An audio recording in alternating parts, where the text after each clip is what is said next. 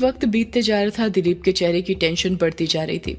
दिलीप की समझ में नहीं आ रहा था कि सुदेश अभी तक घर से बाहर क्यों नहीं निकला था, जबकि उसने उसे 10 बजे ही घर से बाहर निकलने के लिए बोल दिया था।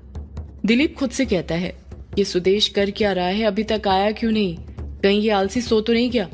अगर आज का काम पूरा नहीं हुआ ना तो मैं इसे छोड़ूंगा नहीं, अपने घर से निकाल दूंगा इसे। एक तो मुफ्त की खाता है, ऊपर से कोई भी काम नहीं करता है। पता नहीं क्यों बोझ पाल कर रखा है मैंने। दिलीप सुदेश के बारे में सोच ही रहा था कि तभी हवेली का दरवाजा चरमराने की आवाज सुनाई देती है। ऐसा लग रहा था जैसे कोई दरवाजा खोल रहा हो। कहीं दिलीप को कोई देख ना ले, इसलिए वो वहीं पर लगे आम के पेड़ के पीछे जाकर छुप जाता है। जब दरवाजा खुलता है तो दिलीप देखता है कि घर के अंदर से उसी की तरह शॉल ओढ़कर एक आदमी निकलता है, जिसने पूरी तरह अपने चेहरे को कवर करके रखा हुआ था, जिस कारण उसका चेहरा नहीं दिख रहा था। वो आदमी भी दिलीप की तरह ही बहुत घबराया हुआ लग रहा था। घर के दरवाजे के बाहर खड़े होकर ही वो भी किसी का इंतजार करने लग जाता है। दिलीप उस आदमी को देखते ही समझ जाता है कि जरूर ये सुदेश ही होगा, क्योंकि उसने जो शॉल ओढ़ी हुई थी वैसी सेम शॉल उसने सुदेश को भी दी थी। वो आदमी दरवाजे के बाहर खड़े होकर यहाँ वहां देख ही रहा था कि तभी दिलीप धीरे से पेड़ के पीछे से बाहर निकलता है और उस आदमी के कंधे पर हाथ रखता है। अचानक से किसी का स्पर्श महसूस कर वो आदमी डर जाता है और उसके मुंह से चीख निकल जाती है, आ! दिलीप झट से अपना हाथ उस आदमी के मुंह पर रख देता है ताकि उसकी आवाज उसके मुंह में ही दबकर रह जाए। दिलीप ने एकदम सही अंदाजा लगाया था, वो आदमी और कोई नहीं बल्कि सुदेश ही था। दिलीप सुदेश के मुंह पर से अपना हाथ हटाते हुए कहता है, क्या कर रहा है सुदेश, चिल्ला क्यों रहा है? चिल्लाकर घर वालों को उठाने का इरादा है क्या तेरा? सुदेश हकलाते हुए कहता है, वो जीजाजी मैं डर गया था। दिलीप सुदेश को घूरते हुए बड़ी ही बुलंद आवाज में कहता है, अगर यहीं पर डरने लग जाएगा तो तब क्या होगा जब रौंका-मुचा घाट पर पहुंचेगा। भूल मत, यक्षिणी को कैद करना है और यक्षिणी को कैद करना कोई बच्चों का काम नहीं है। अपने मन से डर को निकाल दे, समझा? अगर ऐसे ही डरता रहा तो यक्षिणी को हम कभी कैद नहीं कर पाएंगे। समझ रहा है ना मैं क्या बोल रहा हूँ? दिलीप बड़ी ही हिम्मत करके बोलता है, समझ तो रहा हूँ आपकी बातें जीजाजी, पर डर तो लगता ही है ना। आखिर वो यक्षिणी है और हम मामूली इंसान। हमारे पास थोड़ी उसकी तरह जादुई शक्तियां हैं। कहीं ऐसा ना हो कि पूजा की विधि शुरू करने से पहले ही वो यक्षिणी हमें अपना शिकार बना ले, हमें पूजा शुरू करने का मौका ही ना दे। दिलीप फुसफुसाते हुए कहता है, तुझसे किसने कहा हमारे पास शक्तियां नहीं है? हमारे पास भी तो जादुई शक्तियां हैं। सुदेश ये बात सुनकर इतना शॉक्ड हो गया था कि कुछ नहीं बोल पा रहा था। वो बस एकटक नजर से दिलीप को देखते जा रहा था। दिलीप अपनी बात को आगे जारी रखते हुए कहता है, अब तो यही सोच रहे हैं ना कि हमारे पास कहाँ कोई जादुई शक्तियां हैं। मायाधारी जी ने जो नीला केचुआ दिया है ना, वो कोई ऐसा वैसा केचुआ नहीं है, वो खुद एक मायावी केचुआ है। उसके पास यक्षिणी को कैद करने की शक्तियां हैं, इसलिए यक्षिणी उससे डरती है। जब तक वो नीला केचुआ हमारे पास रहेगा यक्षिणी हमारा कुछ नहीं कर पाएगी, समझा? हाँ जीजाजी समझ रहा हूँ, बस एक बात का ध्यान रखना, यक्षिणी को हमें 12 बजे से पहले कैद करना है। 12 बजे के बाद शैतानी शक्तियां बढ़ जाती हैं, उसके बाद उसे कैद करना मुश्किल है। दिलीप की बातें सुनकर सुदेश के अंदर का डर मर गया था और वो बड़ी बहादुरी के साथ बोलता है, आप फिक्र मत कीजिए जीजाजी, देखना आप और मैं उस यक्षिणी को 12 बजे से पहले कैद जरूर कर लेंगे। दिलीप चिढ़ते हुए सुदेश से बोलता है, तो यहाँ पर खड़े खड़े बतौले क्या कर रहा है? यहीं पर उस यक्षिणी को कैद करेगा क्या? चल जल्दी रौंका-मुचा घाट पर, और ये बता वो नीला केचुआ कहाँ है? मुझे दिख क्यों नहीं रहा? सुदेश ने जो शॉल ओढ़कर रखी हुई थी वो उसे हटाते हुए कहता है, ये इस झोले के अंदर है जीजाजी। सुदेश ने एक केसरी रंग का झोला टांग कर रखा हुआ था, जिसके अंदर उसने नीले केचुए वाली बोतल और भी कुछ सामान रखा हुआ था, जिसकी मदद से वो लोग यक्षिणी को कैद करने वाले थे। दिलीप कहता है, अरे फिर खड़ा हो गया, चल जल्दी अब रौंका-मुचा घाट पर उस यक्षिणी को कैद करने के लिए। दिलीप और सुदेश अपने कदम रौंका-मुचा घाट की ओर बढ़ाने लग जाते हैं। इस तरफ दिलीप और सुदेश यक्षिणी को कैद करने के लिए रौंका-मुचा घाट जाने के लिए निकल गए थे, तो वहीं दूसरी तरफ हवेली के अंदर अमोदिता और रजनी युग को अपने वश में करने के लिए तहखाने की ओर अपने कदम बढ़ा रही थी। दोनों ने ही काला जादू करने के लिए काले कपड़े पहनकर रखे हुए थे, साथ में आंखों में काला मस्करा भी लगाकर रखा हुआ था। एक बड़ा सा काले रंग का टीका दोनों ने अपने माथे के एकदम बीचों बीच लगाकर रखा हुआ था। उन दोनों को देखते से ही समझ में आ रहा था कि दोनों ही माँ बेटी थी और कोई गलत काम करने जा रही थी। रजनी फुसफुसाते हुए अमोदिता से पूछती है, युग की फोटो तो रख ली है ना तूने अपने साथ? अमोदिता रजनी के सवाल का जवाब देते हुए कहती है, हाँ माँ रख ली है, ये देखो। इतना कहकर अमुदिता अपना हाथ अपने कुर्ते के अंदर घुसाती है और अपने वक्ष के पास से युग की फोटो निकालती है। अमुदिता शर्माते हुए कहती है, मैंने तो अभी से युग जी को अपने सीने से सटा कर रखा है माँ, ताकि युग जी मुझसे दूर ना जा पाए। रजनी चालाक भरी निगाहों से कहती है, नालायक लड़की, एक बार ये टोना हो जाने दे, फिर देखना तू अपने सीने से युग की फोटो नहीं बल्कि युग को लगाएगी। युग अब अपने आप को कभी तुझसे दूर होने ही नहीं देगा, हमेशा तेरे पास ही रहेगा, तुझसे चिपक कर, जैसे मधुमक्खी चिपकती है शहद से। रजनी की बात सुनकर अमुदिता शर्माने लग जाती है। अमुदिता और रजनी अपने कदम तहखाने की ओर बढ़ाई रही थी कि तभी अमुदिता को एक औरत की फुसफुसाने की आवाज सुनाई देती है, शिकारी शिकार करने गया है, शिकारी शिकार बनने गया है। यह आवाज सुनकर अमुदिता जहां पर थी वहीं पर रुक जाती है। अमुदिता को यूं अचानक रुकते हुए देखकर रजनी उससे हैरानी के साथ पूछती है, क्या हुआ नालायक लड़की, तू रुक क्यों गई, जल्दी चलना। अमुदिता धीरे से कहती है, माँ तुमने आवाज सुनी? रजनी तुरंत कहती है, कैसी आवाज? अमुदिता रजनी के सवाल का कुछ जवाब देती है उससे पहले ही फिर औरत की फुसफुसाने की आवाज सुनाई देती है, शिकारी शिकार करने गया है, शिकारी शिकार बनने गया है, शिकारी शिकार करने गया है, शिकारी शिकार बनने गया है। रजनी शॉक्ड होते हुए कहती है, ये किसकी आवाज थी? अमुदिता घबराते हुए कहती है, माँ कहीं यक्षिणी यहाँ पर तो नहीं आ गई हमारा शिकार करने? रजनी अमुदिता पर चिढ़ते हुए कहती है, पागल हो रही है क्या अमुदिता, भला यक्षिणी यहाँ पर कैसे आएगी और क्यों आएगी? अमुदिता डरते हुए कहती है, माँ यक्षिणी की नजर भी तो युग जी पर ही थी ना, और हम भी तो युग जी को ही अपने वश में करने जा रहे हैं, कहीं इसी वजह से वो यहाँ पर तो नहीं आ गई हमारा शिकार करने। रजनी कुछ जवाब नहीं देती है क्योंकि उसे भी अमुदिता की बात ठीक ही लग रही थी। रजनी और अमुदिता कुछ सोच पाते कि यक्षिणी यहाँ पर क्यों आई है, उससे पहले ही फिर औरत की फुसफुसाती हुई आवाज सुनाई देती है, शिकारी शिकार करने आया है, शिकारी शिकार करने गया है, शिकारी शिकार बनने गया है।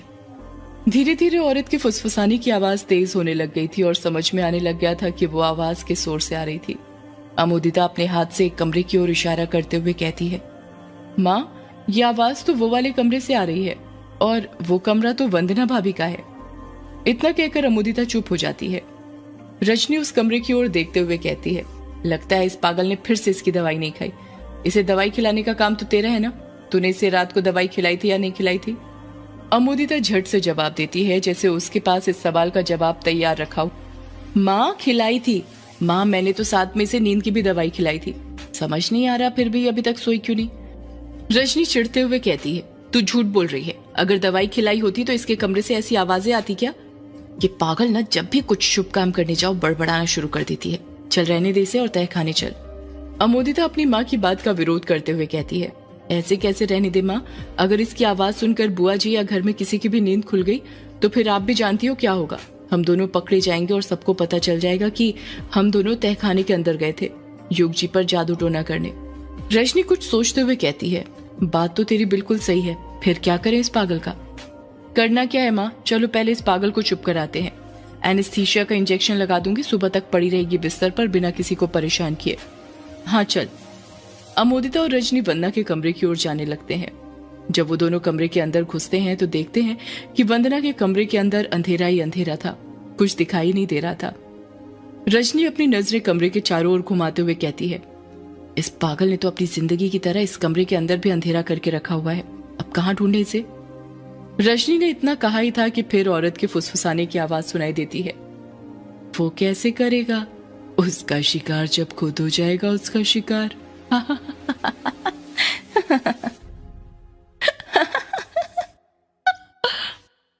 औरत के हंसने की आवाज सुनकर रजनी और अमुदिता दोनों ही घबरा जाते हैं। रजनी बड़ी हिम्मत करके ताकि अमुदिता को पता न चले कि उसको भी डर लग रहा है, बड़े प्यार से कहती है, वंदना वंदना कहाँ हो तुम? रजनी को देखते हुए अमुदिता भी कहती है, वंदना भाभी कहाँ हैं आप?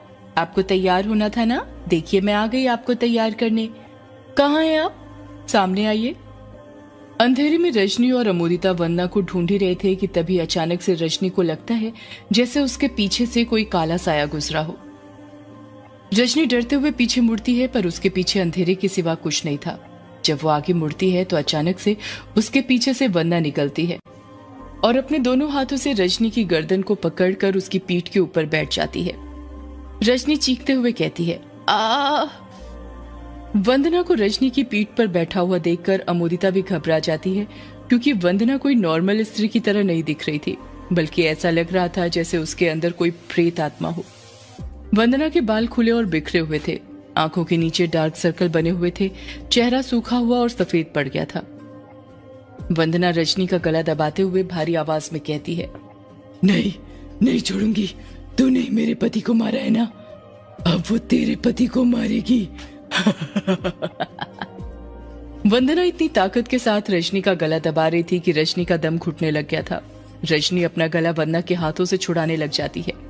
अमोदिता भी रजनी की मदद करने लग जाती है, पर दोनों ही मिलकर वंदना के हाथों गला नहीं छुड़ा पा रही थी। ऐसा लग रहा था जैसे वंदना के अंदर 100 पहलवानों की ताकत आ गई थी। वंदना फिर वही बात दोहराती है, तूने मेरे पति को मारा था ना, अब वो तेरे पति को मारेगी। शिकार करने गया है ना वो, पर वो नहीं जानता उसका शिकार खुद हो जाएगा। अमोदिता और रजनी दोनों ही मिलकर अभी भी वंदना के हाथों रजनी का गला छुड़ाने में लगे हुए थे। अमोदिता समझ जाती है कि वो वंदना के हाथों अपनी माँ का गला नहीं छुड़ा पाएगी, इसलिए वो जल्दी से टेबल के पास जाती है और एनेस्थीसिया की शीशी से उसे इंजेक्शन में भरती है और एनेस्थीसिया का इंजेक्शन वंदना को लगा देती है। वंदना बड़बड़ाती है, वो नहीं छोड़ेगा तेरे पति को, वो नहीं छोड़ेगी तेरे पति को, वो नहीं छोड़ेगी तेरे पति को। यही बड़बड़ाते हुए वंदना बेहोश हो जाती है और फर्श पर धड़ाम से गिर जाती है। जैसे ही वंदना रजनी का गला छोड़ती है, तब जाकर रजनी की जान में जान आती है। रजनी लंबी लंबी सांसें लेने लग जाती है। रजनी के गले पर वंदना के हाथ के निशान छप गए थे। रजनी लंबी लंबी सांसें लेते हुए कहती है, अच्छा हुआ तूने सही वक्त पर इंजेक्शन लगा दिया, वरना ये पागल तो मुझे मार ही डालती। अमोदिता रजनी की बात पर ध्यान नहीं देती है, क्योंकि उसके दिमाग में तो अभी भी वही बातें घूम रही थी जो वंदना ने बोली थी। तूने मेरे पति को मारा था और अब वो तेरे पति को मारेगी। वो शिकार करने गया है ना, पर वो खुद शिकार बन जाएगा। अमोदिता हैरानी के साथ रजनी से पूछती है, माँ ये वंदना भाभी क्या बोल रही थी कि इनके पति को आपने मारा था? अमोदिता का सवाल सुनकर रजनी घबराने लग जाती है और अपनी नजरें अमोदिता से चुराने लग जाती है। अमोदिता को मन ही मन लगता है दाल में जरूर कुछ काला है, इसलिए वो अपनी माँ पर दबाव बनाते हुए पूछती है, बताइए माँ ये वंदना भाभी क्या बोल रही थी? क्या आपने विराट भैया को मारा है और उसका इल्जाम यक्षिणी पर डाल दिया है? सदियों से है पुरानी ये है यक्षिणी की कहानी। यक्षिणी एक आग है, यक्षिणी तेरा ख्वाब है, यक्षिणी तेरा ख्वाब है।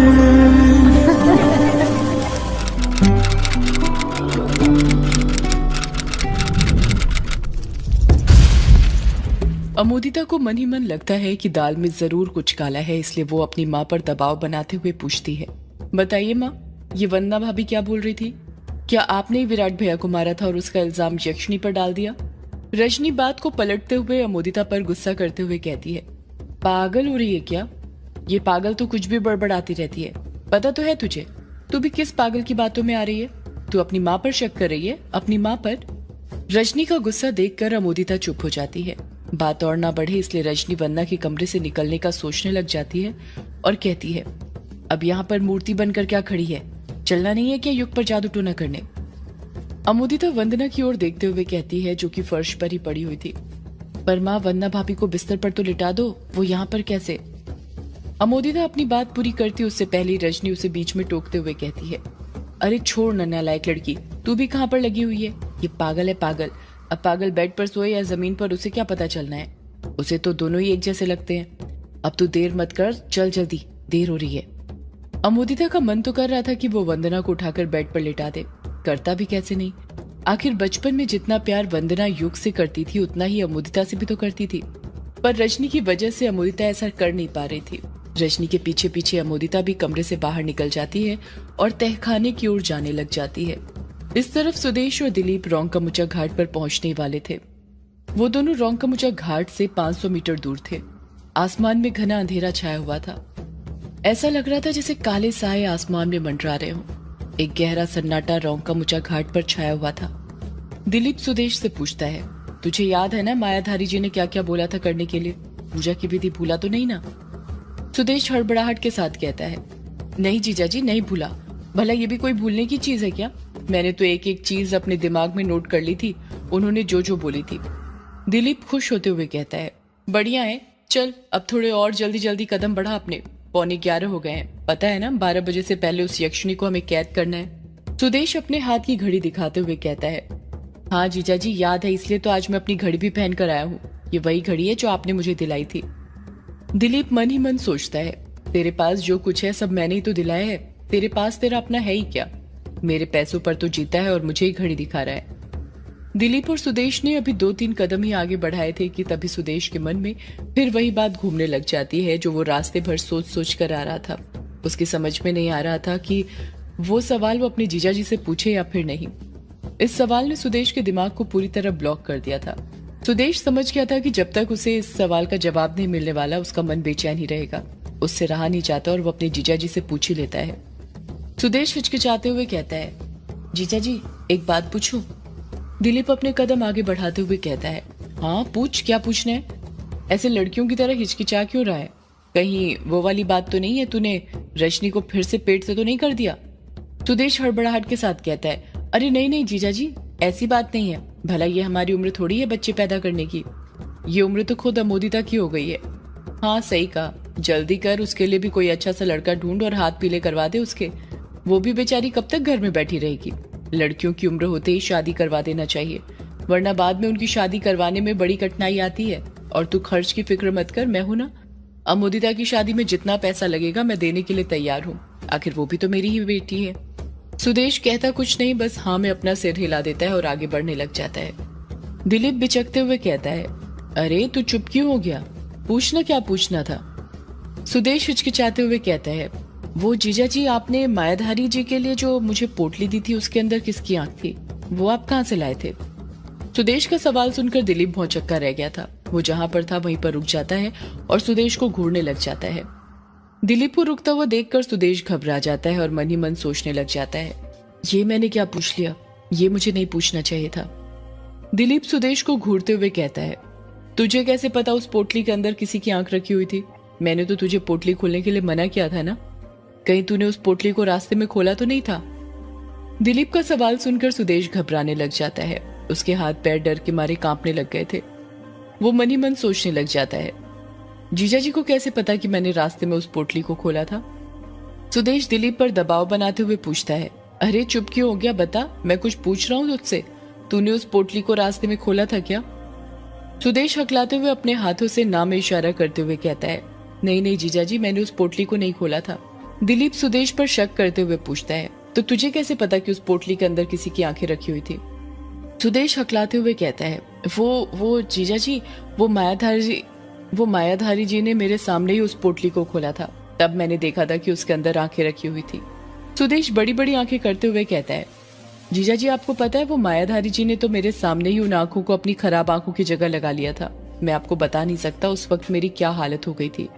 मुझे तो अपनी आंखों पर विश्वास ही नहीं हो रहा था। मेरी समझ नहीं आ रहा उन्होंने वैसा क्यों किया था। दिलीप सुदेश के सवाल का जवाब देते हुए कहता है, क्योंकि मायाधारी जी को उसी से शक्ति मिलती है और वही उनकी कमजोरी है, समझा? अब तू ज्यादा सवाल मत पूछ मुझसे, जल्दी जल्दी कदम बढ़ा। सुदेश हिचकिचाते हुए कहता है, पर जीजा जी आपने मेरे मेन सवाल का जवाब तो दिया ही नहीं कि आप वो आंखें कहां से लेकर आए थे। दिलीप सुदेश को गुस्से से घूरते हुए कहता है, अब तो इतना बड़ा हो गया है कि मुझसे सवाल करेगा? कुछ राज को राज ही रहने देना चाहिए, उसी में सबकी भलाई होती है, समझा? अब अपना मुंह बंद कर और चल चुपचाप। दिलीप का गुस्सा देखकर सुदेश घबरा जाता है और अपना मुंह बंद रखना ही ठीक समझता है। दिलीप चुपचाप अपने कदम आगे बढ़ाने लग जाता है। कुछ ही देर में दिलीप और सुदेश रोंका घाट पर पहुंच जाते हैं। किश्नोई नदी शांत लहरों के साथ बह रही थी। घाट पर घना अंधेरा छाया हुआ था। आसपास पेड़ पौधे होने के बावजूद हवाएं नहीं चल रही थी। ऐसा लग रहा था जैसे उन हवाओं को किसी ने रोक कर रखा हुआ हो। दूर दूर तक सुदेश और दिलीप के अलावा रोंका घाट पर कोई दिखाई नहीं दे रहा था। दिलीप रोंका घाट पर ही एक जगह पर रुक जाता है और आसपास देखते हुए कहता है, यहीं पर पूजा विधि शुरू करते हैं। सुदेश भी अपने आसपास देखते हुए कहता है, हाँ जीजा जी, मुझे भी यही जगह ठीक लगती है, यहीं पर शुरू करते हैं। दिलीप चिढ़ते हुए कहता है, तो खड़े खड़े मेरा मुंह क्या देख रहा है, निकाल वो नीला केचुआ। सुदेश जो झोला टांगा हुआ था उसके अंदर देखते हुए कहता है, हाँ जीजा जी, अभी निकालता हूँ। इतना कहकर सुदेश उस झोले में से एक पुड़िया निकालता है जिसके अंदर भभूत रखी हुई थी। सुदेश उस भभूत से रेत के ऊपर एक बड़ी सी आंख का चिन्ह बनाता है और अपनी चप्पल बाहर उतार कर उस आंख के अंदर खड़ा हो जाता है। दिलीप भी अपने जूते उतार कर उस आंख के अंदर खड़ा हो जाता है। इसके बाद सुदेश अपने झोले में से वो कांच की बोतल निकाल लेता है जिसके अंदर नीला केचुआ था। वो नीला केचुआ अंधेरे में चमक रहा था। ऐसा लग रहा था जैसे उस बोतल के अंदर कोई केचुआ नहीं हो बल्कि एक बल्ब हो जो नीले रंग में चमक रहा हो। सुदेश उस बोतल को रोंगकामुचा घाट की रेत के ऊपर रख देता है। इतना करने के बाद सुदेश अपने झोले में से एक दूसरी पुड़िया निकालता है और उसे खोलता है जिसके अंदर करीब 50-60 राई के दाने रखे हुए थे। सुदेश वो राई के दाने दिलीप के हाथ में देते हुए कहता है, ये लीजिए जीजा जी, इसे अपने हाथ में रख लीजिए। मायाधारी जी ने कहा था कि ये नीला केचुआ तो तुम्हारी यक्षिणी से रक्षा करेगा ही, साथ में ये राई के दाने भी तुम्हारी उस यक्षिणी से रक्षा करेंगे। जब तक ये राई के दाने तुम्हारे हाथ में रहेंगे वो तुम्हें छू तक नहीं पाएगी। दिलीप पकड़ते हुए कहता है, हाँ हाँ पता है मुझे, तू मुझे मत सिखा, दे राई के दाने। सुदेश कुछ राई के दाने दिलीप के हाथ में दे देता है तो कुछ अपने हाथ में रख लेता है, बाकी पुड़िया में ही रहने देता है और पुड़िया बंद करके वापस झोले के अंदर रख लेता है। सुदेश और दिलीप दोनों जैसे ही अपने हाथों की मुट्ठी में राई के दाने भींचते हैं, एक सरसराता हुआ हल्का सा हवा का झोंका आता है और उसी के साथ एक औरत की फुसफुसाने की आवाज भी सुनाई देती है, चले जाओ यहाँ से वरना मरोगे, चले जाओ। सुदेश और दिलीप दोनों ही औरत की आवाज सुनकर घबरा जाते हैं और अपने आसपास देखने लग जाते हैं, पर उन्हें कोई दिखाई नहीं दे रहा था। नीले जुगनू की नीली रोशनी तो हो रही थी पर उस रोशनी में भी उन्हें कोई दिखाई नहीं दे रहा था। सुदेश घबराते हुए कहता है, आप डरिए मत जीजा जी, मायाधारी जी ने मुझसे कहा था कि यक्षिणी इतनी आसानी से कैद नहीं होगी, वो कुछ न कुछ तो जरूर हमारी पूजा विधि में अड़चन पैदा करेगी जिससे हम वो विधि आधी छोड़ दें और पूरी न करें। आप डरिए मत। दिलीप गुस्से से कहता है, डर मैं रहा हूं या तू डर रहा है? तू मुझे ज्ञान मत दे, समझा? अपना देख, इससे पहले भी मैंने ही उन 3 धर्मगुरुओं को यहाँ पर बुलाया था और उस यक्षिणी को कैद करवाया था और इस बार तो मैं उसे खुद कैद कर रहा हूँ। सुदेश मन ही मन कहता है, पर वो तीनों धर्मगुरु जिंदा कहाँ पर बचे थे? कहीं यक्षिणी को कैद करने के चक्कर में आपकी और मेरी बलि न चढ़ जाए। सुदेश को वहीं पर खड़ा हुआ देखकर दिलीप उस पर भन्नाते हुए कहता है, अरे खड़ा क्या है, अब आगे की विधि करना। 12 बजे की बात करेगा क्या जब वक्त निकल जाएगा? पता है ना 12 बजे से पहले ये विधि पूरी करते हैं। 11:15 तो यहीं पर बजा दिए तूने। सुदेश हड़बड़ाहट के साथ कहता है, हाँ जीजा जी करता हूँ। इतना कहकर सुदेश वो मंत्र का जाप करने लग जाता है जो उसे मायाधारी ने बताया था। सुदेश मंत्र का जाप करते हुए कहता है, मायाधारी की काया में, मायाधारी की माया में, मेरा कोई क्या बिगाड़े जब मैं हूं मायाधारी की छाया में। दिलीप भी सुदेश के साथ वही मंत्र दोहराने लग जाता है। दोनों ही बार बार यही मंत्र दोहराते जा रहे थे। एक औरत के फिर फुसफुसाने की आवाज सुनाई देती है, रुक जाओ, चुप हो जाओ वरना मरोगे। पर दिलीप और सुदेश चुप नहीं होते हैं, लगातार यही मंत्र दोहराते जा रहे थे। वो नीला केचुआ बॉटल के अंदर उसके आखिरी कोने में बैठा हुआ था। उसके अंदर मूवमेंट शुरू होने लग जाता है और धीरे धीरे रेंगते हुए वो कांच की बोतल के ढक्कन के पास आकर रुक जाता है। कांच की बोतल का ढक्कन लगा हुआ था। सुदेश और दिलीप अभी भी वही मंत्र दोहरा रहे थे। दिलीप देखता है कि बोतल का ढक्कन लगा हुआ था। वो मंत्र दोहराना बंद कर देता है और उस बोतल का ढक्कन खोलने के लिए नीचे झुकने लग जाता है। दिलीप बोतल के ढक्कन को हाथ लगाते हुए कहता है, अरे मूर्ख, अगर बोतल का ढक्कन बंद होगा तो ये केचुआ बाहर कैसे आएगा? इतना कहकर सुदेश उस बोतल को उठाने ही वाला था कि तभी सुदेश झट से उसका हाथ पकड़ लेता है और कहता है, रुक जाइए जीजा जी, ये आप क्या कर रहे हैं? दिलीप झट से कहता है, दिख नहीं रहा, ढक्कन खोल रहा हूँ, तभी तो ये नीला केचुआ बाहर निकलेगा और हमें बताएगा कि हमें यक्षिणी को कहाँ पर कैद करना है। सुदेश कहता है, जीजा जी, मायाधारी जी ने कहा था कि यह ढक्कन अपने आप खुलेगा, हमें इसे खोलना नहीं है वरना ये नीला केचुआ गायब हो जाएगा और हम यक्षिणी को कैद नहीं कर पाएंगे। दिलीप हैरानी के साथ कहता है, ये तू क्या बोल रहा है? भला ये नीला केचुआ कैसे अपने आप ढक्कन खोलेगा? ऐसे कैसे हो सकता है? होने को तो बहुत कुछ नहीं हो सकता जीजा जी, पर इस तंत्र मंत्र की दुनिया में सब कुछ हो सकता है। सुदेश ने इतना कहा ही था कि तभी एक औरत के हंसने की आवाज सुनाई देती है। शिकारी शिकार करने आया है, शिकार बनकर जाएगा। औरत के हंसने की आवाज सुनकर सुदेश और दिलीप घबरा जाते हैं। उन्हें पता था कि उनसे गलती हो गई थी, उन्हें बीच में ही नहीं रुकना चाहिए था, पर वो ये भी जानते थे कि जब तक उनके हाथ में राई के दाने हैं वो यक्षिणी उनका कुछ नहीं कर सकती है। दिलीप हकलाते हुए डरते हुए मंत्र पढ़ता है, मायाधारी की काया में माया मायाधारी की माया में मेरा क्या बिगाड़े जब मैं हूँ मायाधारी की छाया में। दिलीप और सुदेश वापस से मंत्र पढ़ना शुरू कर देते हैं। मंत्र पढ़ने के साथ ही उन्हें बार बार एक औरत के फुसफुसाने की आवाज भी सुनाई दे रही थी जो उनसे बोल रही थी, रुक जाओ, चुप हो जाओ। पर दिलीप और सुदेश चुप नहीं हो रहे थे, वो लगातार मंत्र पढ़ते जा रहे थे। देखते ही देखते अचानक से कांच की बोतल का ढक्कन अपने आप खुलने लग गया था, जिसे देखकर सुदेश और दिलीप की आंखें फटी की फटी रह गई थी। ऐसा लग रहा था जैसे उस नीले केचुए ने अपनी जादुई शक्ति की मदद से वो बोतल का ढक्कन खोल लिया हो। बोतल का ढक्कन खुल जाता है और उस बोतल में से वो केचुआ रेंगते हुए बाहर निकलने लग जाता है। जैसे ही केचुआ बाहर निकलता है दिलीप खुश हो जाता है। दिलीप अपनी भवें ऊपर उठाते हुए मन ही मन सोचता है, अब उस यक्षिणी को कैद होने से कोई नहीं रोक सकता, वो कैद होकर ही रहेगी। सदियों से है पुरानी ये है यक्षिणी की कहानी।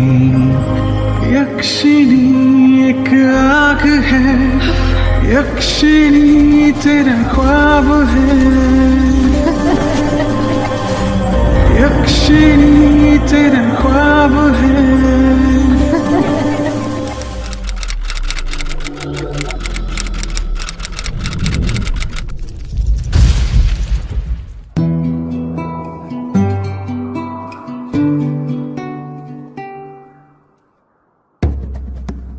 दिलीप अपनी भवें ऊपर उठाते हुए मन ही मन सोचता है, अब उस यक्षिणी को कैद होने से कोई नहीं रोक सकता, वो कैद होकर ही रहेगी।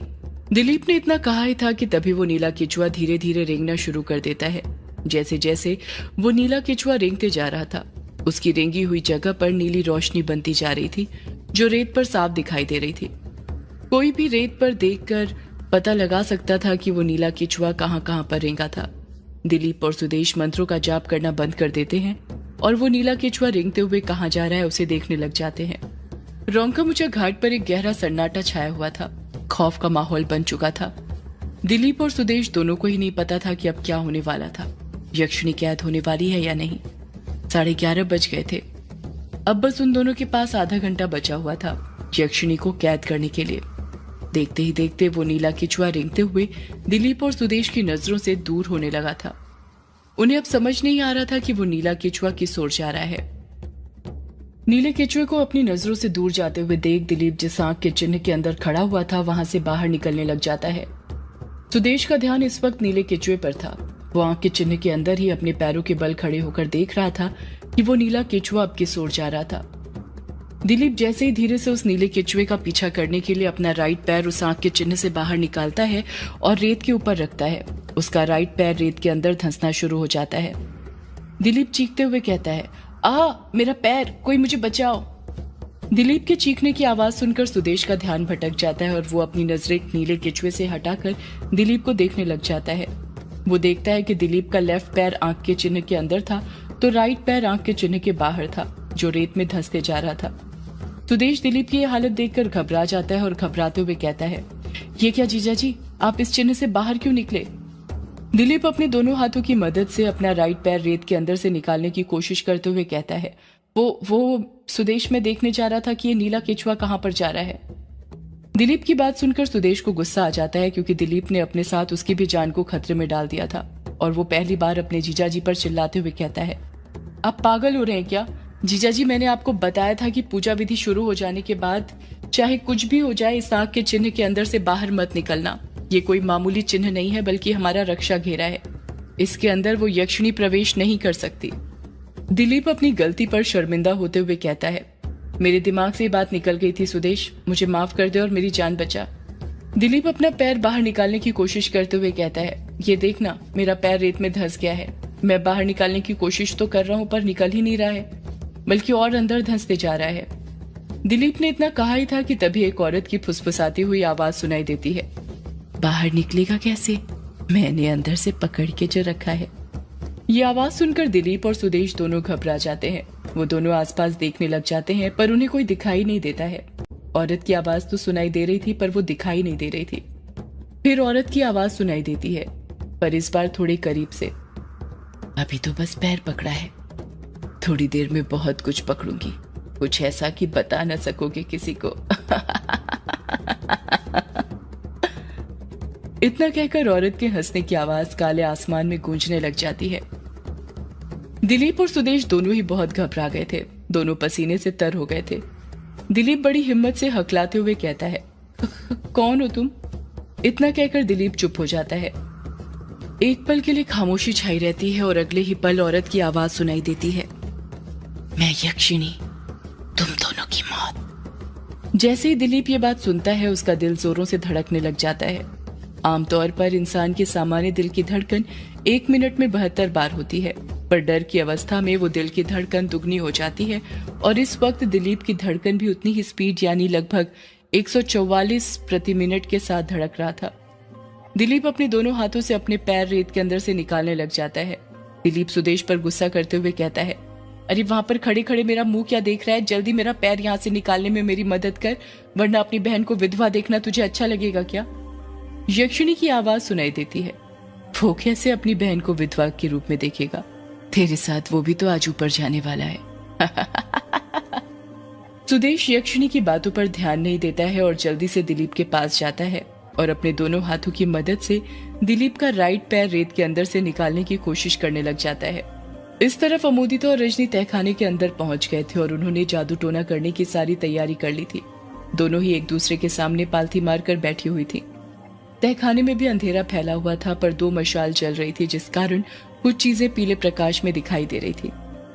रजनी अमोदिता से कहती है, देख अमोदिता, जिस तरह वशीकरण करने के अलग अलग तरीके होते हैं उसी तरह फोटो से वशीकरण करने के भी अलग अलग तरीके, अलग अलग मंत्र होते हैं, पर जो तरीका मैं तुझे बताने वाली हूँ वो सबसे जल्दी असर करता है। एक सामान्य स्त्री को ये लगातार 21 दिन तक करना पड़ता है, पर तू एक सौदाइन है इसलिए सिर्फ एक ही बार करना पड़ेगा, समझी? अमोदिता हाँ में अपना सिर हिलाते हुए कहती है, हाँ माँ समझ गई। रजनी अपनी बात को आगे जारी रखते हुए कहती है, अब तू जल्दी से उत्तर की दिशा में मुंह करके बैठ जा। अमोदिता झट से अपना मुंह उत्तर दिशा की ओर करके बैठ जाती है। रजनी और अमोदिता के सामने ही एक दीपक रखा हुआ था जो इस वक्त बुझा हुआ था। रजनी अमोदिता के हाथ में माचिस देते हुए कहती है, अब जो मंत्र मैं बोल रही हूँ उसे दोहराते हुए इस दीपक को जलाना, समझी? अमोदिता रजनी के हाथ से माचिस लेते हुए कहती है, हाँ माँ समझ गई।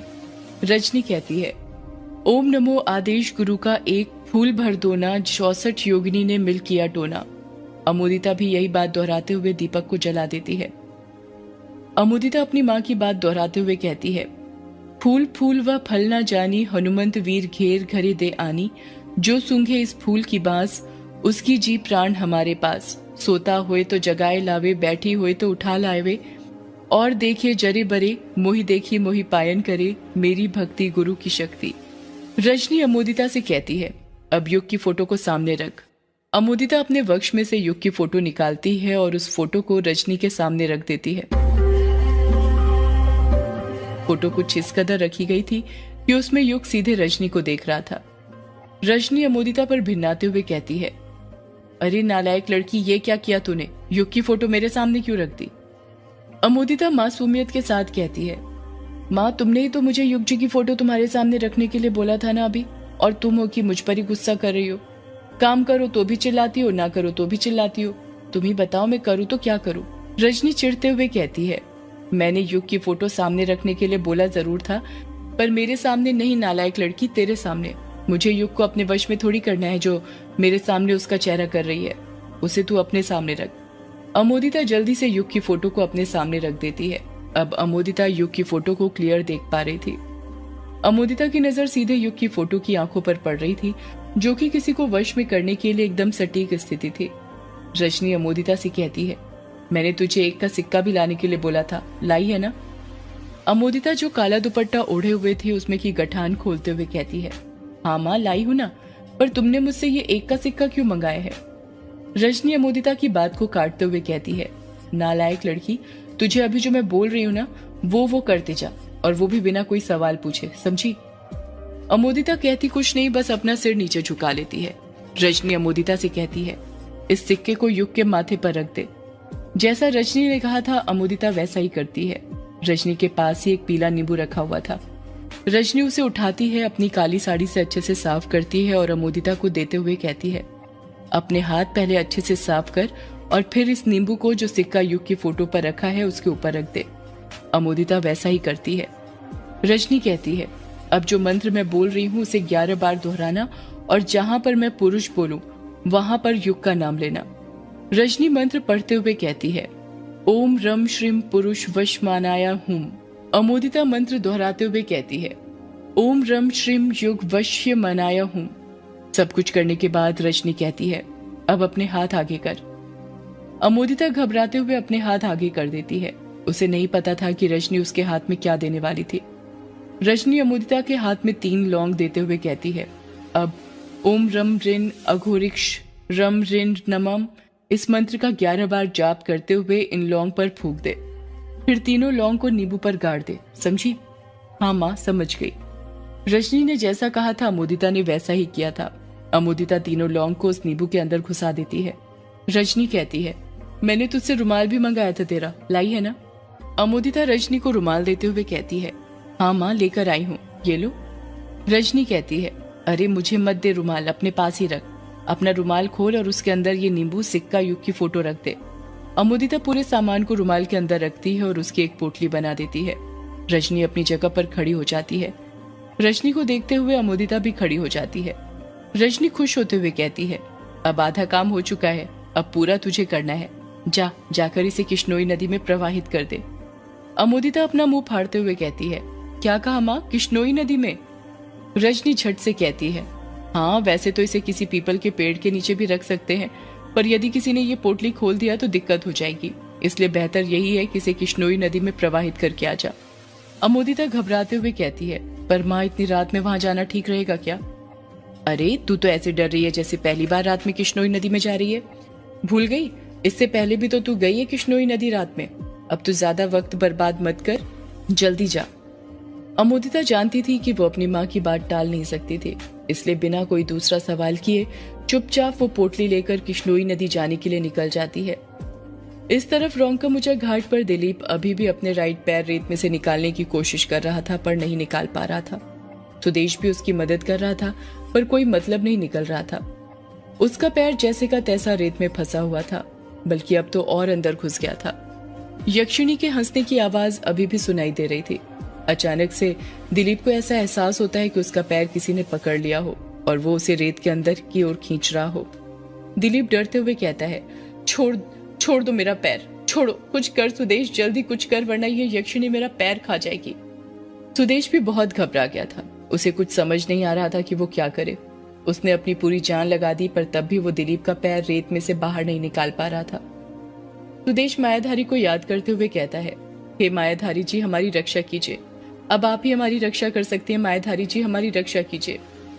दिलीप भी यही राग अलापने लग जाता है और कहता है, हाँ मायाधारी जी रक्षा कीजिए, हमारी रक्षा कीजिए।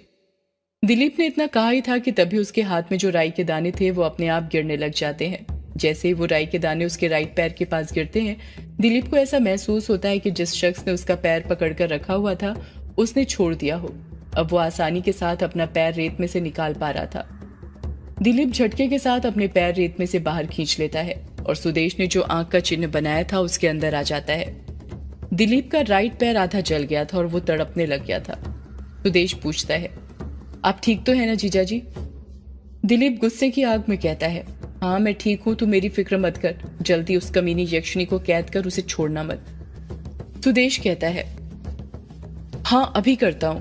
इतना कहकर सुदेश अपने आसपास उस नीले केचुए को देखने लग जाता है, पर वो उसे कहीं दिखाई नहीं देता है। सुदेश उस नीले केचुए को ढूंढते हुए कहता है, अरे ये नीला केचुआ कहाँ पर चला गया?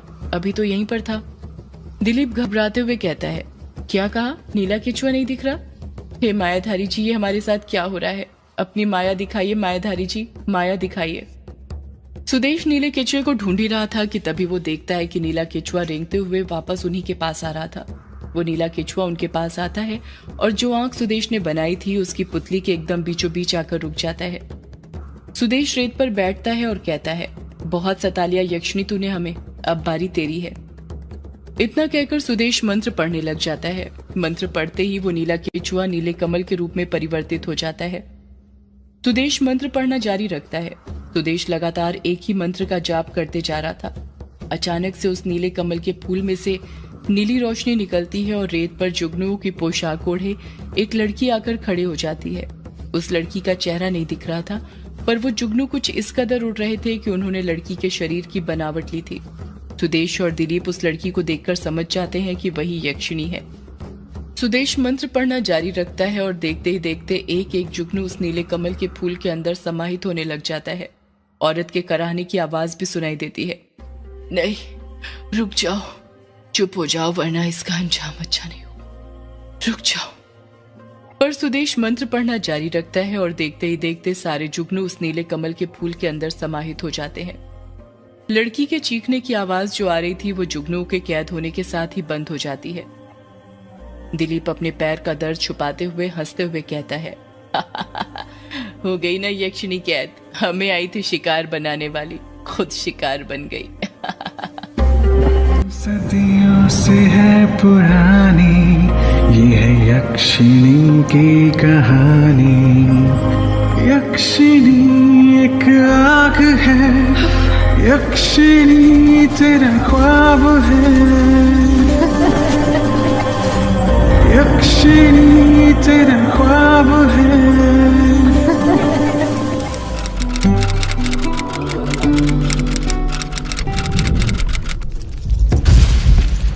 दिलीप अपने पैर का दर्द छुपाते हुए हंसते हुए कहता है, हो गई ना यक्षिणी कैद, हमें आई थी शिकार बनाने वाली, खुद शिकार बन गई।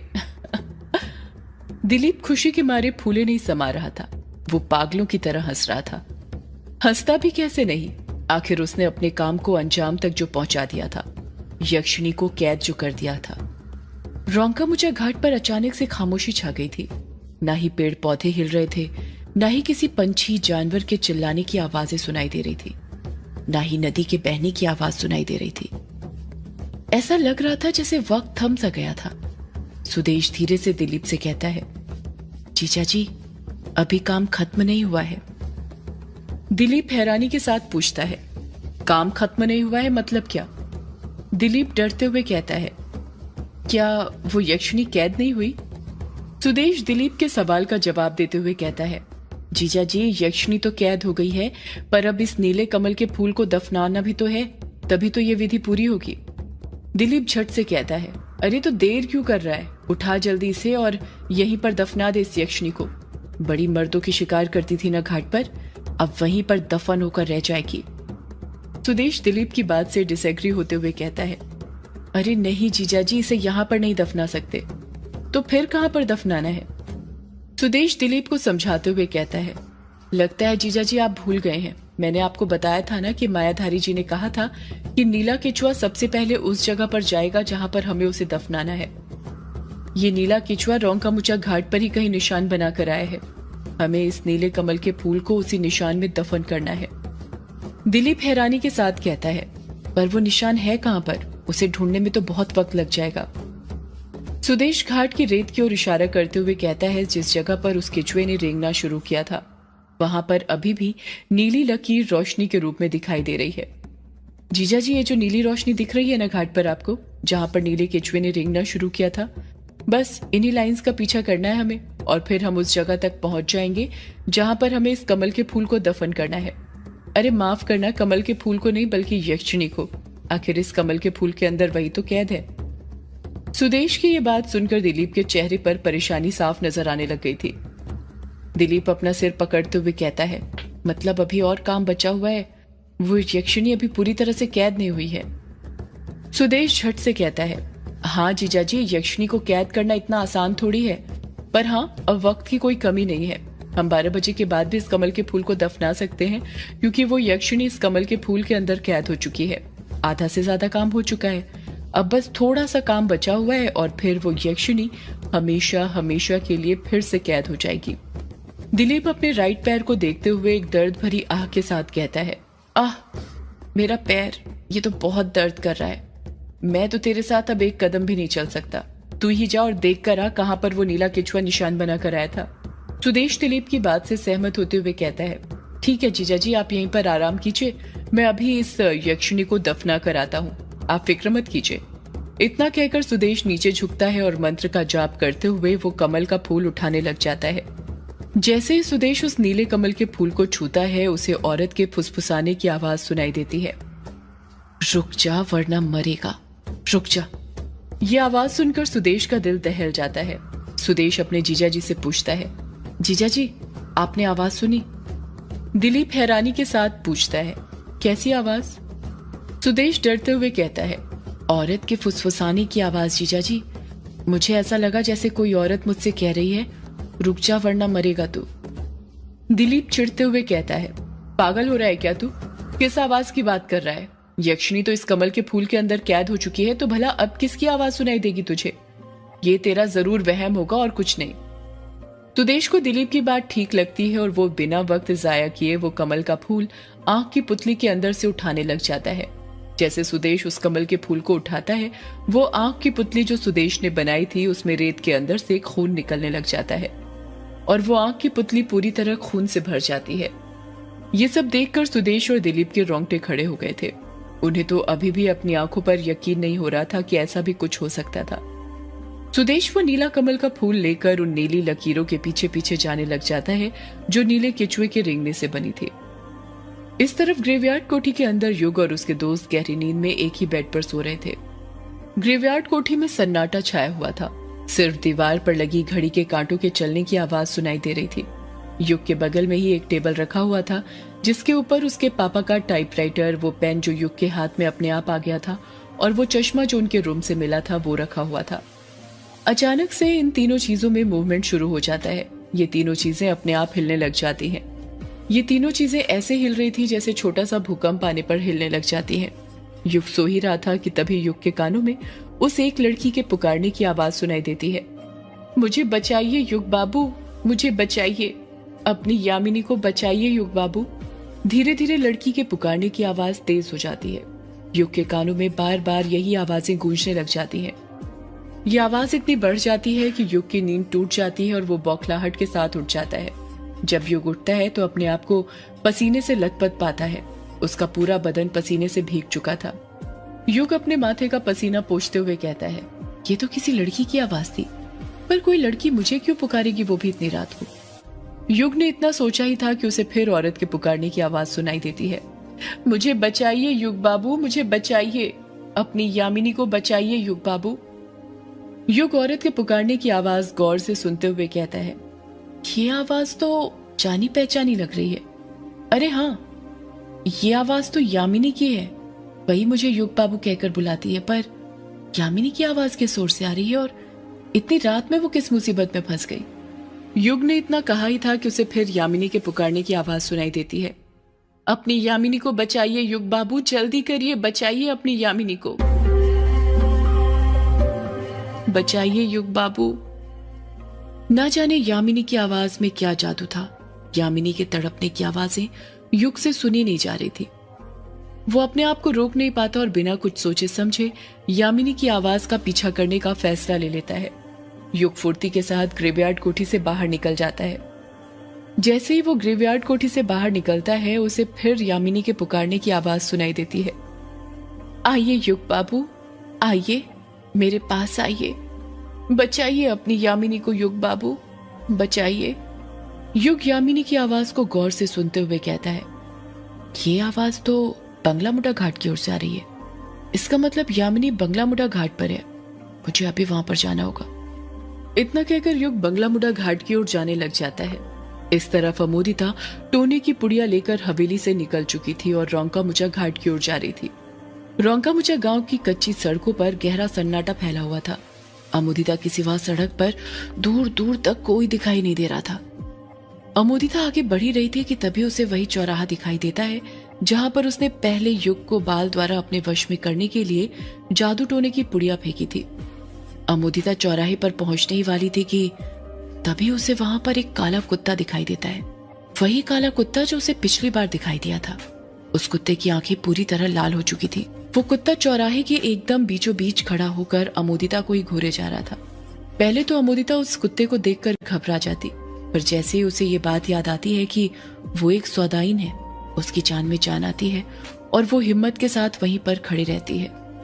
अमोदिता काले कुत्ते को देखते हुए कहती है, ये कुत्ते का बच्चा तो ना मेरा पीछा ही नहीं छोड़ता है। जब भी जादू टोना करने आओ तो पता नहीं कहां से मेरे पीछे आ जाता है, जैसे मुझ पर निगरानी रख रहा हो। वो कुत्ता अमोदिता को देखकर गुर्राने लग जाता है और अपने नुकीले लंबे लंबे दांत दिखाने लग जाता है। उस कुत्ते के दांत इतने पैने थे जैसे किसी जंगली भेड़िए के होते हैं। अमोदिता उस जंगली कुत्ते के दांत देखकर घबरा जाती है। उसने इस बात का अंदाजा लगा लिया था कि यदि उस कुत्ते ने अमोदिता को काटा तो उसका आधा किलो मांस तो वो बाहर निकालेगा ही, साथ में हड्डी तक तोड़ देगा। वो कुत्ता अमोदिता को देखकर गुर्राया जा रहा था। अमोदिता उस कुत्ते का बहादुरी से सामना करते हुए कहती है, कुत्ते के बच्चे, तू मुझे आंख दिखाता है? एक सौदाइन को तू जानता नहीं है मैं तेरा क्या हाल बना सकती हूँ। तुझे कुत्ते होने पर बड़ा घमंड है ना? रुक जा, आज ये वाला टोना करने दे, फिर देखना तंत्र मंत्र यंत्र की किताब से ऐसा टोना करूंगी ना, तुझे कुत्ते से सीधा चूहा बना दूंगी, चूहा। जैसे ही अमोदिता ये बात बोलती है, वो कुत्ता अपने पैने दांत दिखाने बंद कर देता है और गुर्राना बंद कर देता है। वो कुत्ता अब डरने लग गया था, जैसे उसे ये तंत्र मंत्र यंत्र की किताब के बारे में कुछ पता हो। वो कुत्ता अमोदिता की बातें सुनकर डर जाता है और दुम दबाकर वहां से भाग जाता है। अमोदिता अपने आप पर गर्व महसूस करते हुए कहती है, बड़ा आया था मुझे डराने वाला। वो जानता नहीं है सौदाइन डरती नहीं है, बल्कि अपने काले जादू से लोगों को डराती है। इतना कहकर अमोदिता जल्दी जल्दी अपने कदम रौंका मुचक घाट की ओर बढ़ाने लग जाती है। इस तरफ रौंका मुचक घाट पर सुदेश अपने हाथों में नीला कमल का फूल लेकर रेत पर बनी नीली लाइन का पीछा कर रहा था, जो नीले केचुए के रेंगने से बनी थी। जैसे जैसे सुदेश उस नीली लाइन का पीछा करते जा रहा था, उसके पीछे से वो नीली लाइन मिटती जा रही थी। सुदेश के हाथ में वो नीला कमल ऐसे चमक रहा था जैसे उसने अपने हाथ में कोई डायमंड पकड़कर रखा हुआ हो। सुदेश रेत पर चलते हुए कहता है, ये केचुआ भी ना पता नहीं रेंगते रेंगते कितनी दूर निकल गया था, पता नहीं कहां पर निशान बनाकर आया है और क्या निशान बनाकर आया है। यही सब बड़बड़ाते हुए सुदेश आगे बढ़ ही रहा था कि उसे पीछे से रजनी की आवाज सुनाई देती है, रुक जाओ एजी, रुक जाओ, कहाँ जा रहे हो आप? वो भी अपनी पत्नी को बिना बताए। रजनी की आवाज सुनकर सुदेश जहां पर था वहीं रुक जाता है। रजनी अपनी बात को आगे जारी रखते हुए कहती है, आप कहते थे ना कि आजकल मैं आपको खुश नहीं करती, तो जरा पीछे तो मुड़िए, मैं आपको खुश कर देती हूँ। आप जो बोलोगे वो करूंगी, जैसा बोलोगे वैसा करूंगी, बस एक बार पीछे तो मुड़िए। रजनी की आवाज सुनकर सुदेश खुश हो जाता है, क्योंकि उसने अमोदिता के पैदा होने के बाद आज पहली बार रजनी के मुंह से इतनी प्यार भरी बातें सुनी थी। काफी वक्त से वो रजनी के साथ हम बिस्तर नहीं हुआ था। पत्नी सुख क्या होता है वो भूल सा गया था। उसकी सारी रातें कई सालों से सूखी कट रही थी। रजनी की बड़े प्यार से पीछे से आवाज सुनाई देती है, ए जी, आप यहाँ पर ऐसे खड़े होकर क्या कर रहे हैं? मैं कब से घर पर आपका इंतजार कर रही थी, आप आए नहीं, इसलिए मैं ही आ गई। जरा पीछे तो मुड़िए, देखिए मैं कितनी सज धज कर आई हूँ आपके लिए। मैंने तो हमारा बिस्तर भी सजा कर रखा है, वो भी गुलाब के फूलों से। आपको गुलाब के फूल पसंद है ना? मैंने हमारे कमरे को वैसे ही सजाया था जिस तरह हमारी सुहागरात की रात को सजाया गया था। जब बिस्तर सुहागरात की रात की तरह सजा दिया गया है तो क्यों ना फिर वही सब करें जो सुहागरात की रात आपने और मैंने किया था। चलिए ना जी, बड़ा मजा आने वाला है आज की रात। रजनी की बातें सुनकर सुदेश पिघलने लग गया था। अंदर ही अंदर उसकी काम वासना जागने लग गई थी। रजनी की फिर आवाज सुनाई देती है, ए जी, आप ऐसे खड़े क्या हैं? मैंने आज ऊपर से लेकर नीचे तक सब कुछ रेड पहना है। आपको रेड कलर भी पसंद है ना? चलिए जल्दी करिए, चलिए जल्दी, वरना फिर मेरा मूड बदल गया तो फिर आप भी जानते हैं कि फिर आप कितनी भी कोशिश कर ले मैं नहीं मानने वाली। वैसे यहाँ का माहौल भी ठीक ही है, अंधेरा भी है, अंधेरे में मजा आता है। अगर आप करना चाहें तो मैं यहीं पर करने के लिए तैयार हूँ, मैं शर्माऊंगी नहीं। बस एक बार पीछे तो मुड़िए और जल्दी मुझे अपनी बाहों के आगोश में भरिए। मैं तड़प रही हूँ जी आपकी बाहों में आने के लिए। रजनी की बातें सुनकर सुदेश अपने आप पर काबू नहीं कर पा रहा था। उसके अंदर की काम वासना जग जाती है। उसने एक पल के लिए भी ये नहीं सोचा था कि यह यक्षिणी की कोई चाल हो सकती है, क्योंकि वो अभी पूरी तरह कैद नहीं हुई थी। उसे दफन करना बचा हुआ था। सुदेश बिना अपना दिमाग दौड़ाए धीरे धीरे पीछे मुड़ने लग जाता है, बिना इस बात का अंदाजा लगाए कि आगे उसका क्या होने वाला था। सदियों से है पुरानी ये है यक्षिणी की कहानी। यक्षिणी एक आग है, यक्षिणी तेरा ख्वाब है, यक्षिणी तेरा ख्वाब है।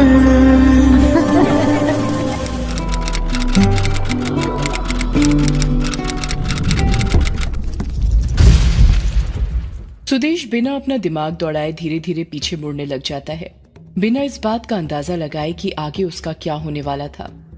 रजनी की खुश होती हुई आवाज सुनाई देती है, हाँ सुदेश, पीछे मुड़ो, मेरे प्यारे सुदेश, पीछे मुड़ो। सुदेश पीछे मुड़ ही रहा था कि तभी उसके दिमाग में मायाधारी की बात आती है, जो मायाधारी ने उससे जाते वक्त कही थी। उसको याद आता है कि मायाधारी ने उससे कहा था कि चाहे कुछ भी हो जाए, पूजा विधि पूरी होने तक पीछे मुड़कर मत देखना। सुदेश समझ जाता है कि ये यक्षिणी की कोई चाल है। वो झट से आगे देखता है और अपने कदम वापस से आगे बढ़ाने लग जाता है।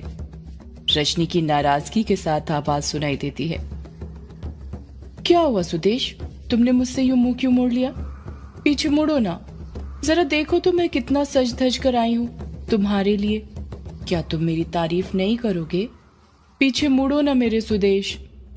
रजनी बार बार सुदेश को पीछे मुड़ने के लिए फोर्स कर रही थी, पर सुदेश उसकी बात पर कुछ ध्यान नहीं दे रहा था।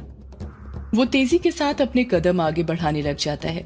जब बार बार बोलने पर भी सुदेश पीछे नहीं मुड़ता है, तो रजनी की गुस्से के साथ आवाज सुनाई देती है, मैंने कहा पीछे मुड़ नालायक पति। रजनी की गुस्से से भरी आवाज सुनकर सुदेश जहां पर था वहीं पर रुक जाता है, क्योंकि नालायक पति कहकर रजनी ही उसे बुलाया करती थी। सुदेश को लगने लग जाता है कहीं रजनी सच में तो यहाँ पर नहीं आ गई। सुदेश बार बार अपने मन से पूछ रहा था क्या सही है और क्या गलत, पर वो ढंग से फैसला नहीं कर पा रहा था। रजनी की आवाज आती है, मैंने कहा पीछे मुड़। सुदेश कुछ फैसला ले पाता कि पीछे मुड़े या ना मुड़े, उससे पहले ही उसके हाथ में जो नीला कमल का फूल था उसकी रोशनी कम होने लग जाती है। फूल की रोशनी कम होते हुए देख सुदेश घबरा जाता है और वो खुद से हड़बड़ाहट के साथ कहता है, ये क्या कर रहा है सुदेश, तू रुक क्यों गया? ये वासना के पीछे मत पड़, यक्षिणी पर ध्यान दे। अगर गलती से भी ये रिहा हो गई ना तो सीधे तुझे संभोग से समाधि की ओर ले जाएगी। इतना कहकर सुदेश जल्दी जल्दी अपने कदम आगे बढ़ाने लग जाता है। आगे बढ़ते वक्त भी सुदेश को कई बार रजनी की, अमोदिता की, दिलीप की, जानकी की पुकारने की आवाज सुनाई देती है, पर वो पीछे मुड़कर नहीं देखता है, क्योंकि उसने अपने मन में ये बात ठान ली थी कि ये यक्षिणी की कोई चाल है, एक छलावा है। रेत पर केचुए के रेंगने से बनी लाइंस का पीछा करते करते सुदेश किश्नोई नदी के पास पहुंच गया था। वो देखता है कि 30 मीटर बाद ही लाइन खत्म होने वाली थी और उसके बाद एक नीला गोला बना हुआ था, जिसे देखकर सुदेश समझ गया था कि जरूर इसे बनाने के लिए केचुआ गोल गोल घूमा होगा और इस गोले के अंदर कमल के फूल को गड़ाना है। इस तरफ युग यामिनी की आवाज का पीछा करते करते बंगला मुड़ा घाट तक पहुंच गया था और वो अपने आसपास यामिनी को ढूंढ रहा था, पर यामिनी उसे कहीं दिखाई नहीं दे रही थी। युग अपने आसपास यामिनी को ढूंढते हुए कहता है, अरे यहीं से तो यामिनी की आवाज सुनाई दे रही थी, पर वो दिख क्यों नहीं रही है कहीं? युग यामिनी को पुकारता है, यामिनी, यामिनी कहाँ हो तुम? आवाज तो मुझे। पर कोई जवाब नहीं आता, उल्टा युग को ही उसकी आवाज रिटर्न सुनाई देती है। युग परेशान होते हुए कहता है, ये क्या हो रहा है? अभी कुछ देर पहले तो यामिनी की आवाज सुनाई दे रही थी, तो फिर अब क्यों नहीं दे रही? कहीं ये सब मेरा वहम तो नहीं था? हाँ वहम ही होगा, वरना यामिनी दिखाई देती और उसकी आवाज भी सुनाई देती। इतना कहकर युग वापस से अपने कदम ग्रेवयार्ड कोठी जाने के लिए बढ़ाने लग जाता है। उसने एक कदम आगे अभी बढ़ाया ही था कि तभी उसे फिर यामिनी के पुकारने की आवाज सुनाई देती है। कहाँ जा रहे हैं आप युग बाबू? मेरे पास आइए, मुझे बचाइए। युग बाबू जल्दी करिए, मेरे पास आइए। यामिनी की आवाज सुनकर युग रुक जाता है। उसे लगा था जब वो पीछे पलटकर देखेगा तो उसके पीछे यामिनी खड़ी होगी, पर उसके पीछे यामिनी नहीं बल्कि किश्नोई नदी थी, जो शांत लहरों के साथ बह रही थी।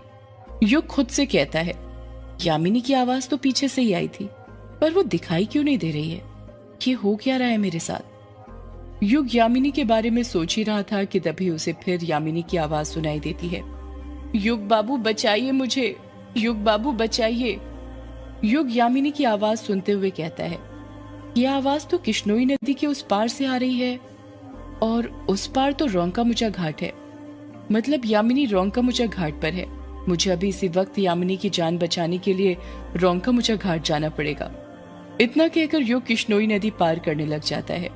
इस तरफ रोंकामुचा घाट पर सुदेश उस जगह पहुंच जाता है जहां पर नीला गोला बना हुआ था। जैसे ही वो उस नीले गोले के पास पहुंचता है, हवाएं तेज चलने लग जाती हैं, जो कुछ देर पहले शांत थी। सुदेश इन सब पर ध्यान नहीं देता है। नीले कमल के फूल को अपने लेफ्ट हैंड में पकड़ता है और राइट हैंड से रेत को हटाने लग जाता है। सुदेश उस नीले गोले में एक गड्ढा खोद देता है और उस नीले कमल के फूल को उसमें डालने लग जाता है। जैसे ही वो उस नीले कमल को गड्ढे के अंदर रखता है, एक छोटा सा भूकंप आता है।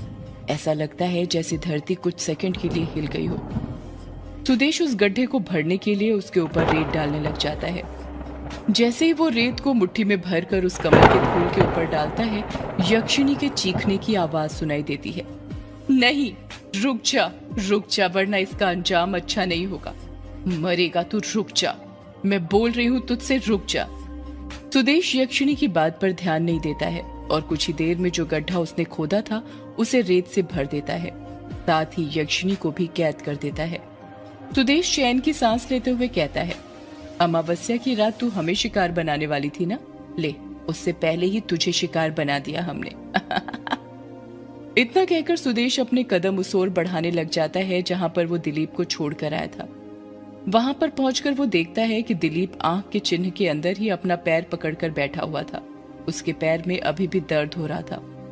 होता भी कैसे नहीं, आखिर यक्षिणी ने पकड़ा जो था। सुदेश दिलीप के पास जाकर उससे पूछता है, जीजा जी, आप ठीक तो है ना? अभी भी आपका पैर दर्द कर रहा है क्या? दिलीप सुदेश की बात का जवाब नहीं देता है और उससे दूसरा ही सवाल पूछ लेता है, तू मेरा छोड़ और ये बता, उस यक्षिणी को दफन करके आया है ना? कोई दिक्कत तो नहीं हुई? सुदेश दिलीप के सवाल का खुश होते हुए जवाब देता है, हाँ जीजा जी, उस यक्षिणी को मैं दफन करके आ गया हूँ। अब वो किसी का शिकार नहीं कर पाएगी, हमने उसका शिकार कर दिया है। दिलीप सुदेश की पीठ थपथपाते हुए कहता है, शाबाश सुदेश, पहली बार कोई काम पूरा किया है तूने। बड़ी आई थी मर्दों का शिकार करने वाली, पर वो मर्दों की ताकत को जानती नहीं है। जब मर्द अपनी पर उतर आते हैं तो कुछ भी कर सकते हैं। हाँ जीजा जी, सही कहा आपने। चलिए चलते हैं, अब उस यक्षिणी का खेल तो खत्म हो गया है। दिलीप अपनी जगह पर से उठने की कोशिश करते हुए कहता है, हाँ चल, अब हवेली पहुंचकर कल से वांगला त्योहार की तैयारी भी तो शुरू करनी है। बड़ा मजा आएगा इस साल का वांगला त्योहार मनाने में।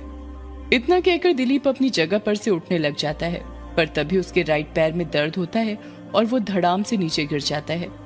दिलीप के मुंह से कराहने की आवाज निकलती है, आह मेरा पैर। सुदेश दिलीप को पकड़ते हुए कहता है, आप ठीक तो है ना जीजा जी? अगर ज्यादा ही पैर दर्द कर रहा हो तो मैं बल्लू काका को जिप्सी लेकर बुला लेता हूँ, उसी से घर तक चल देंगे। दिलीप अपना पैर देखते हुए कहता है, अरे नहीं नहीं, इसकी कोई जरूरत नहीं है, छोटी सी चोट है। ऐसी तो कई चोटें लगी हैं मुझे, मामूली सी चोट है और कुछ नहीं। बल्लू काका को बुलाने की कोई जरूरत नहीं, वरना उसे भी ये बात पता चल जाएगी और ये बात किसी को पता नहीं चलनी चाहिए, समझा? सुदेश दिलीप की बात से सहमत होते हुए कहता है, हाँ जीजा जी समझ गया, ये बात आपके और मेरे बीच में ही रहेगी। इस बात की किसी और को भनक तक नहीं लगेगी। ये राज यक्षिणी के साथ ही यहीं पर दफन हो जाएगा। इतना कहकर सुदेश दिलीप को सहारा देता है। दिलीप अपना हाथ सुदेश के कंधे पर रखता है और दोनों ही हवेली की ओर जाने के लिए निकल जाते हैं। अभी उन दोनों ने रोंकामुचा घाट पर 4-5 कदम ही बढ़ाए थे कि तभी सुदेश को अमोदिता दिखाई देती है। अमोदिता के हाथ में एक पुड़िया थी और वो बेफिक्री के साथ अपनी ही धुन में आगे बढ़ती जा रही थी। उसके चेहरे की मुस्कान बता रही थी कि वो जरूर युग के बारे में ही सोच रही थी। उसके साथ शादी करने के ख्याली पुलाव पका रही थी। सुदेश अमोदिता को रोंकामुचा घाट पर देखकर दंग रह गया था। उसको कुछ समझ में नहीं आ रहा था कि अमोदिता वहां पर क्या कर रही है, और वो भी इतनी रात में। सुदेश जहां पर था वहीं पर रुक जाता है। सुदेश को यूं अचानक से रुकता हुआ देखकर दिलीप चिढ़ते हुए कहता है, अरे तू रुक क्यों गया? जल्दी चलना। यहाँ पर क्या तुझे रात बितानी है? यहाँ पर मेरा पैर दर्द के मारे फटा जा रहा है और तू है कि रास्ते में ही खड़ा हो गया। सुदेश झट से कहता है, जीजा जी अमोदिता। दिलीप हैरानी के साथ कहता है, क्या कहा अमोदिता? ये तो अमोदिता अमोदिता क्या बड़बड़ा रहा है? तेरी तबीयत ठीक तो है ना? कहीं यक्षिणी को कैद करने के बाद तू पागल तो नहीं हो गया? मैं बिल्कुल ठीक हूँ जीजा जी, वो देखिए अमोदिता। सुदेश ने इतना कहा ही था कि तभी दिलीप के पैर लड़खड़ा जाते हैं। सुदेश दिलीप को सहारा देने लग जाता है, जिस कारण उसकी अमोदिता से नजर हट जाती है। दिलीप संभलते हुए अपने आसपास देखते हुए कहता है, तुझे कहाँ पर अमोदिता दिखाई दे रही है? मुझे तो नहीं दिख रही।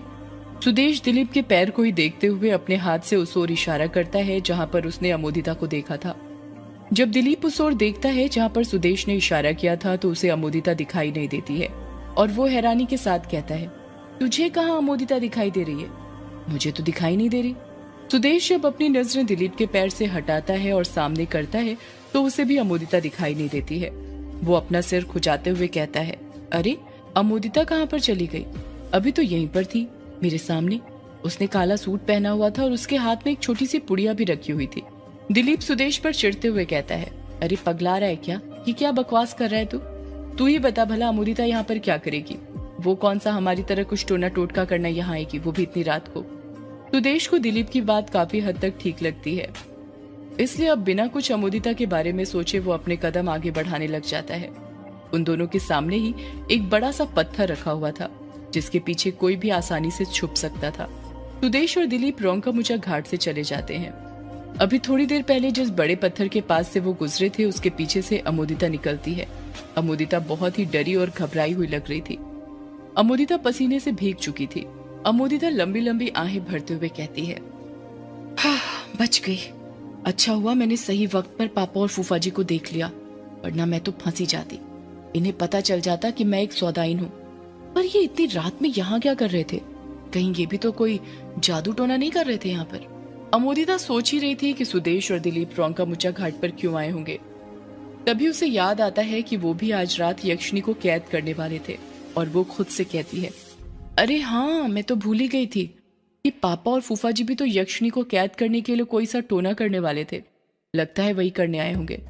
पापा और फूफा जी के चेहरे की खुशी देखकर ऐसा लग रहा था जैसे वो अपने काम में सफल हो गए हैं। उन्होंने यक्षिणी को कैद कर दिया है। बढ़िया है, इन्होंने यक्षिणी को कैद कर लिया है। अब मैं युग जी को अपने वश में करती हूँ। इतना कहकर अमोदिता अपने कदम रोंका-मुचा घाट की ओर बढ़ाने लग जाती है। जब वो नदी के किनारे पर पहुंचती है तो देखती है कि नदी का पानी ठहरा हुआ था।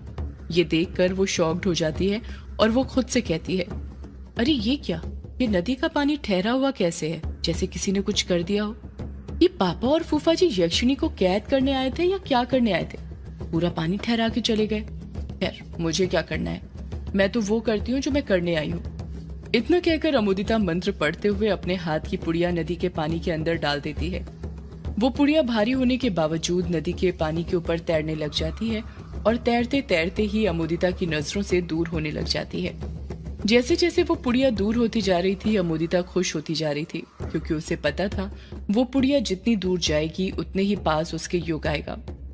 अमोदिता नदी के किनारे पर ही बैठकर युग को पाने के सपने देखने लग जाती है। इस तरफ युग ने किश्नोई नदी आधे से भी ज्यादा पार कर लिया था और वो कुछ ही देर में रोंका-मुचा घाट पर पहुंचने वाला था। नदी पार करते वक्त युग यामिनी के बारे में ही सोचकर परेशान हो रहा था कि वो ठीक होगी या नहीं। युग नदी पार करते हुए खुद से कहता है, ये यामिनी की आवाज सुनाई क्यों नहीं दे रही? अभी तो कुछ देर पहले तो सुनाई दे रही थी, एकदम से बंद कैसे हो गई?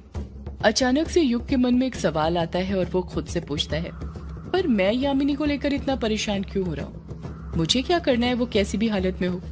आखिर मैं यामिनी की इतनी फिक्र क्यों कर रहा हूँ? युग खुद से भी बार बार इसी सवाल का जवाब मांग रहा था, पर उसे जवाब नहीं मिल पा रहा था। कई बार हमें इस बात का एहसास ही नहीं होता है कि हम किसी के लिए इतना सब कुछ क्यों कर रहे हैं। बस करते रहते हैं बिना किसी मतलब के, और इसी को प्यार कहते हैं, क्योंकि जहाँ पर किसी से कुछ मतलब नहीं होता वहीं पर प्यार होता है। युग रोंका-मुचा घाट से 10-11 कदम ही दूर था। वो देखता है कि रोंका-मुचा घाट के किनारे पर एक लड़की बैठी हुई थी। अंधेरे में बैठे रहने की वजह से उसका चेहरा क्लियर नहीं दिख रहा था। युग बड़बड़ाता है, ये लड़की कौन है? कहीं ये यामिनी तो? यक्षिणी एक गायक का अगला episode with realistic visuals exclusively on MC Doge YouTube channel. सदियों से है पुरानी ये है यक्षिणी की कहानी। यक्षिणी एक आग है, यक्षिणी तेरा ख्वाब है।